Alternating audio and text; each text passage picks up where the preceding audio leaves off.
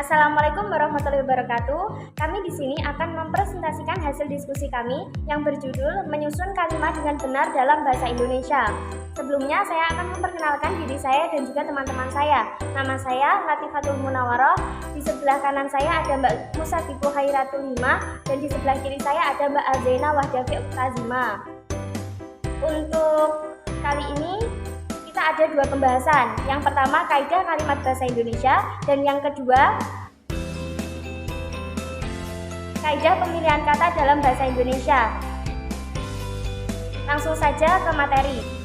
Yang pertama adalah kaidah kalimat bahasa Indonesia. Pengertian kalimat adalah satuan bahasa terkecil yang dapat mengungkapkan pikiran yang utuh. Pikiran yang utuh itu dapat diekspresikan dalam bentuk lisan atau tulisan. Dalam bentuk lisan, kalimat ditandai dengan alunan titik nada, keras lembutnya suara, di sela jeda, dan diakhiri dengan nada selesai. Dalam bentuk tulisan, kalimat dimulai dengan huruf kapital dan diakhiri dengan tanda titik, tanda seru, atau tanda tanya. Dari sudut kelengkapan pemikiran, kalimat biasanya minimal terdiri atas predikat dalam suatu pernyataan selain ditentukan pula oleh situasi pembicaraan. Selanjutnya adalah kalimat tunggal dan kalimat majmuk. Kalimat tunggal adalah kalimat yang terdiri atas satu kesatuan bagian inti atau kalimat yang mempunyai satu klausa bebas. Hal itu berarti hanya ada satu predikat di dalam kalimat tunggal. Unsur predikat adalah sebagai penanda klausa.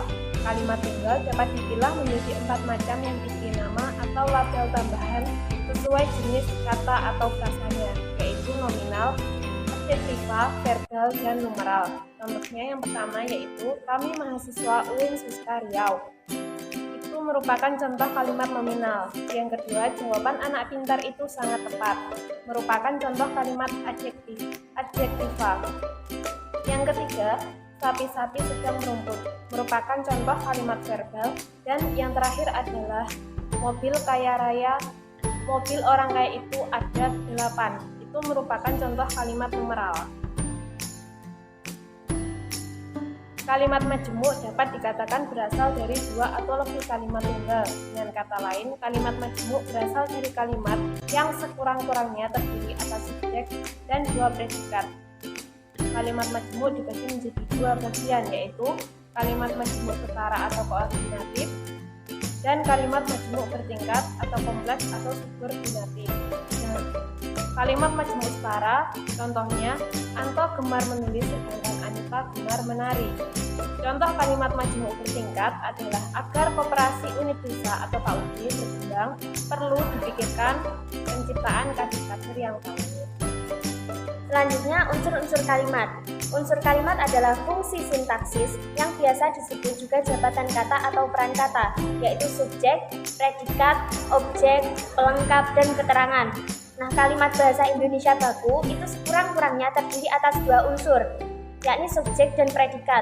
Unsur yang lain, objek, pelengkap, dan keterangan. Dapat wajib hadir atau tidak wajib hadir dalam suatu kalimat. Selanjutnya, pola dasar kalimat. Pola dasar kalimat itu diawali dengan huruf kapital dan diakhiri dengan tanda titik. Selanjutnya, syarat kalimat.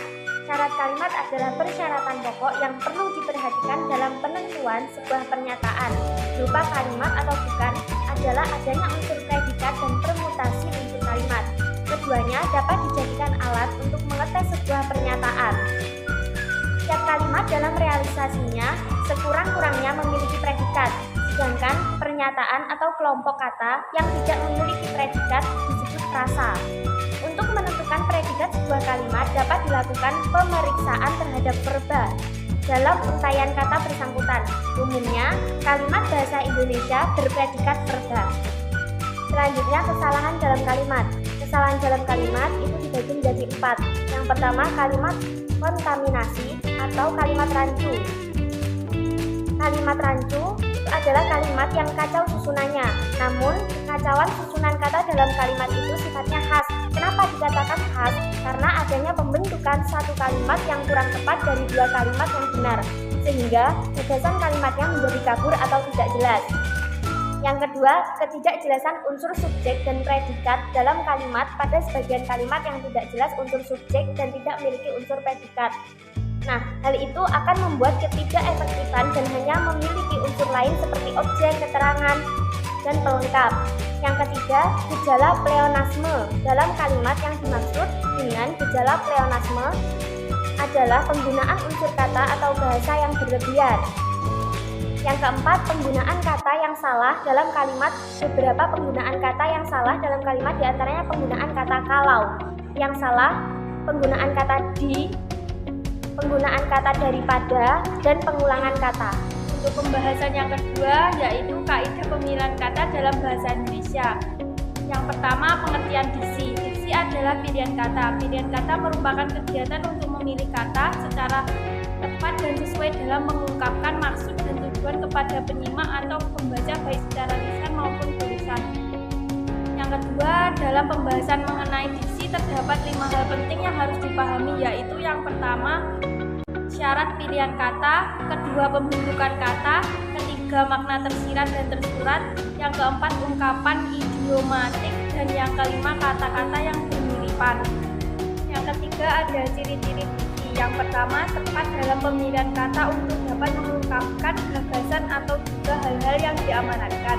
Yang kedua, dapat digunakan untuk dapat membedakan secara tepat nuansa makna serta bentuk yang sesuai dengan gagasan serta juga situasi serta nilai rasa pembaca.